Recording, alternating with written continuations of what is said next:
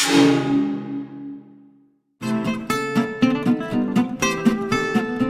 everyone, what's up? What's going on? So just a couple of things I wanted to talk, actually a few things I wanted to talk about today. The main topic is going to be about self-defense. Just wanted to go over a few articles that I read and talk about like situational awareness and that kind of stuff. Before we get started on the three things that I'm going to talk about, let's make sure that we like this video. Let's make sure that we subscribe, and let's make sure we share with your friends and family to get this out there.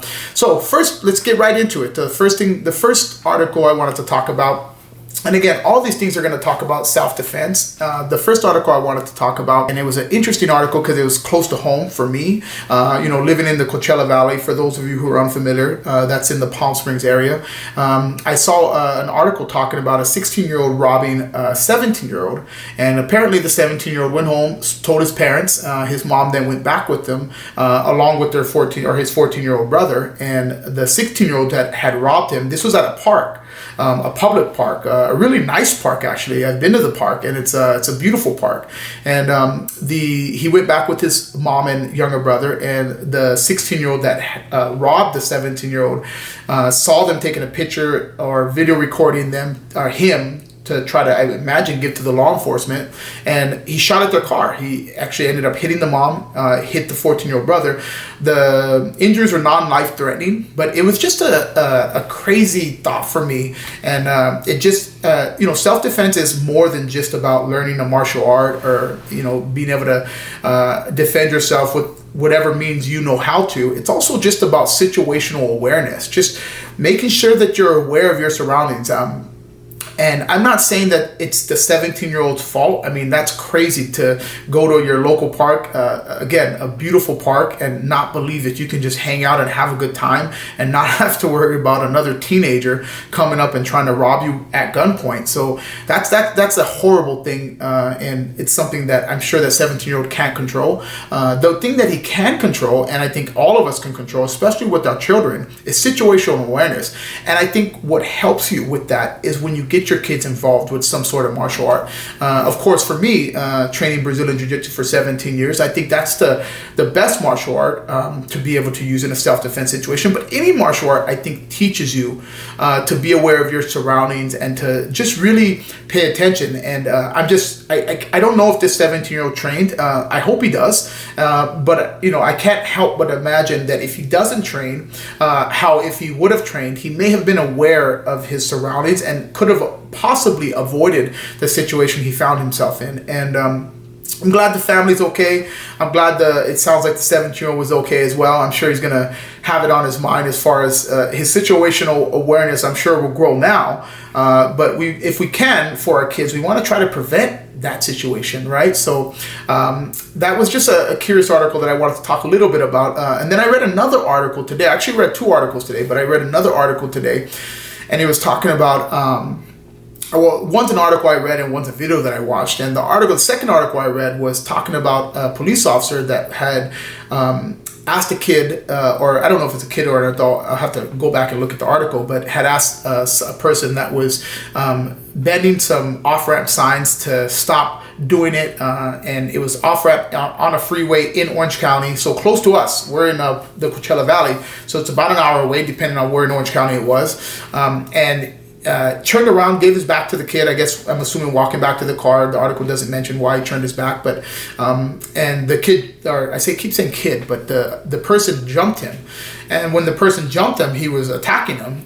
This officer, it sounds like from what the article says, that he wasn't able to escape. And so luckily for the officer, there was a pedestrian that stopped by. There ended up being three pedestrians to help the officer, but initially one pedestrian had saw the officer struggling with this attacker and jumped out of his car and went to help the officer, and the attacker had the officer in a headlock and helped pry the attacker's arms open to be able to help the officer escape. And they were able to arrest the guy. Nobody was hurt, including the attacker. But it was just very interesting to me, because I just thought, I think it's talking about, well, I'm sure that police officer, I've met and trained with a ton of law enforcement, and I know that police officer was had plenty of self-awareness and was able to see the situation. There must have been something that said that this person wasn't a threat.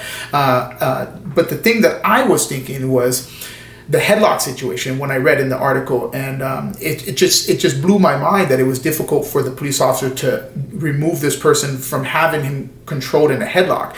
And I know, especially from speaking with officers, that there's a lot of other variables involved, more so than there would be if it were just me and you in a street altercation, which the biggest variable being that a police officer has a weapon, a gun, that could, that is very dangerous in the wrong hands. And so I understand that there's a reason why maybe he couldn't wrestle somebody off or maybe be able to defend himself against an attacker the same way that, as far as thought process goes, that we would do it, just because he has to also think to himself, I got to protect my weapon as well as try to defend and get this person off of my head. But in jiu-jitsu, we practice a ton of different ways to be able to escape somebody attacking us in a headlock, and it usually includes keeping a gun away, because most times when somebody has you in a headlock, they're going to use both hands to be able to control your head. So that gives you, if you had a weapon on you, or if you're an officer in this case, an opportunity to be able to defend yourself and protect your weapon at the same time. And coincidentally, we're actually in our second week of our fundamentals curriculum at my academy, and we're talking about how to be able to escape from a headlock control. And I'm gonna, at the end of this video, I'm gonna attach a video of me showing how to be able to escape when somebody has you in a headlock. And you're gonna see in that headlock that I'm gonna show, it's gonna be it's going to be somebody grabbing with both arms around your head, and how to be able to escape that situation. And in the situation, you'd have no instance where your side was given to that person and you would expose a weapon. Although, again, I'm not a police officer, so there could be some other variables that I may not see. But I know we've taught, or I've taught plenty of not only military but police officers Brazilian Jiu-Jitsu. And I think it's important for you to get involved regardless of what you do for self-defense purposes in your nearest jiu-jitsu school. Of course, I'm biased. I think I say jiu-jitsu, but really any martial arts schools, a martial arts school is going to help you to defend yourself. Anything's better than nothing.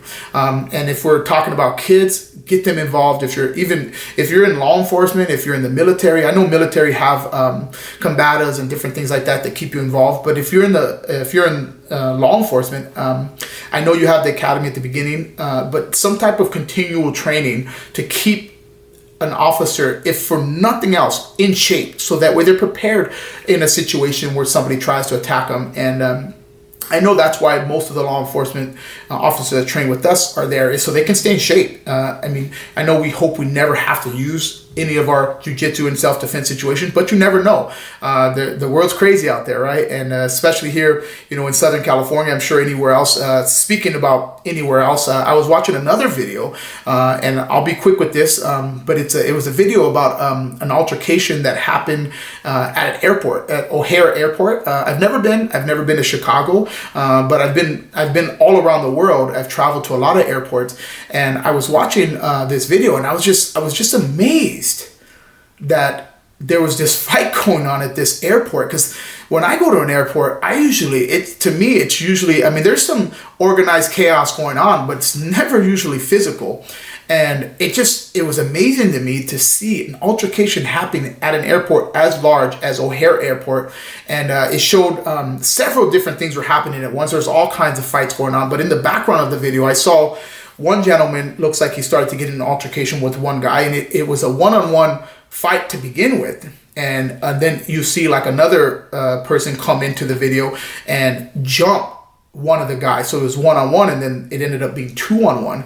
And so that was interesting to me, because I just thought, man, going back to that word, situational awareness, the guy that was the one out of the two-on-one that was being attacked by the two guys, he was just throwing punches. And I'm not saying he may have been professionally trained to throw punches, but it just seemed to me like if he would have known, and again, talking about Brazilian Jiu-Jitsu, which is what I do, if he would have known Brazilian Jiu-Jitsu, I feel like he would have had a much easier time nullifying the first attacker, because it took a few seconds for the second attacker to jump into the fight. I think he would have had a really good opportunity to cancel one person and then have to deal with maybe a second attacker. And that if for nothing else, maybe it would have allowed him to just be aware of his surroundings and know that he should have, whatever it may be, kept his back towards a wall, or however it was that he could have avoided being attacked 2-on-1. It looked like everybody in the situation, nobody had any life-threatening injuries or anything like that. I don't know for sure, but it was just another example of why I think if you're a parent and you don't have your kids in a martial art, or of course in my situation, Brazilian Jiu-Jitsu, then I think you're playing with fire. I think it's there's so many things going on around our neighborhoods with our kids that we should be aware of and be trying to protect our kids. It's our responsibility. We have a larger responsibility, right? If you have a child, that child is going to do whatever you ask him to do. So if you don't put that child in the martial arts, but you let that child know that he's safe and everything's okay, then he's going to believe you because you're his parents. Like, why wouldn't he believe you? But that's not true. If you don't have them involved in some type of self-defense program, then they're vulnerable. They're in danger. And again, you hope nothing will ever happen to your kids, but why not know that if you get them involved with some type of self-defense, that they can protect themselves? So, for me, it's an ease of mind. Like, I know my wife is a black belt in jiu-jitsu. Do I think my wife can go out there and compete in MMA or something like that? Absolutely not. But do I feel comfortable that if she were in a situation where she had an attacker attacking her, that she can survive long enough to get some help, or to be even able to hopefully subdue the attacker? Absolutely. And that makes me feel good. So my suggestion, get involved with jiu-jitsu. If you're an adult, if you're law enforcement, get involved with Brazilian jiu-jitsu. If you're a parent, get your kids involved in jiu-jitsu. And don't be a victim. Don't be a victim. Make sure you prepare yourself, and check out the video at the end of this, and make sure you subscribe, make sure you like, make sure you share with friends and family. I'm gonna be talking about all kinds of different subjects. If there's something that you have as far as comments go, throw it in the comment section. If there's something, an idea that you have, or something that you'd be interested in knowing what I thought about, throw it in the comment section. I'd love to talk about it, and let's continue this back and forth. Again, parents, get your kids involved with Brazilian Jiu-Jitsu. Get them involved in some type of self-defense and self-awareness. Self-awareness, self-awareness. See you guys later. I'll start here with Coach Chino attacking me in the headlock here. The first thing I want to do whenever they attack me in the head is, the only thing, this position cannot submit me, right? The only thing that can submit me is if I move the wrong way, right? Which is if I turn away, I'm going to open my windpipe to his arms. He can attack my neck. If I pull my head out, that's two things that can hurt myself, which is one, hurt or tear the cartilage in my ear. Two, stretch my neck, because he'll hold tight, so my body's moving back, my head's staying in place, so something has to give, which is your neck getting stretched, right? So actually, the best way to attack this situation is to turn into them. So I take away anything that he can attack with his arms or his body. My hand from the free hand, the opposite side of my body, is going to reach around and just cup his hip. My other hand, I'm going to create a V with my thumb pointed away from my teammate, my four fingers pointed towards him. I'm just going to bring my fingers or my hand right behind his knee. From here, I'm going to step. I'm going to step my foot out. As I step my foot out, I'm going to pull his hip, making him have to step. I'm going to circle my body, and I'm going to start to push his knee away from me. So pull his hip, circle, and start to push his knee. From here, once I take him down, like I was saying before, the guy might keep your head because he doesn't know what just happened. All he realizes is that he was in control, and for some reason, he's on the ground now with you on top of him. So the only control he still has is this grip. So from here, I'm going to put one hand on either side of his body, walk my knees tight to his back, step my leg closest to his leg, over his leg, and then slide my heel tight to his hip to trap his body in between my heel and my knee. From here, I can use my hands that are still on the mat to help bring my knee a little higher to get a better base. Bring one hand over his shoulder, putting my knife of my hand on his neck. My second hand comes in between his arms and grabs my own wrist. From here, I'm going to push his head into the ground as I posture up. Once I get the posture, I'm going to grab the bicep, lean my weight onto my other hand. I'm going to put all of my weight onto my hand and my foot.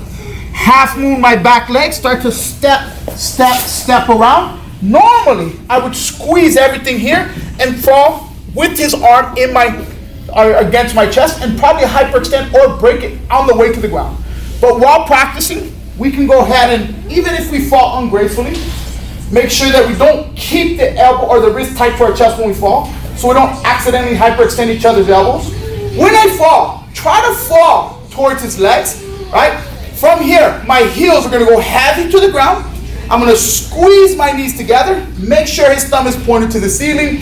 From here, start to pull his wrist slowly towards my chest. I couldn't even get it all the way there until he taps, and we'll stop there.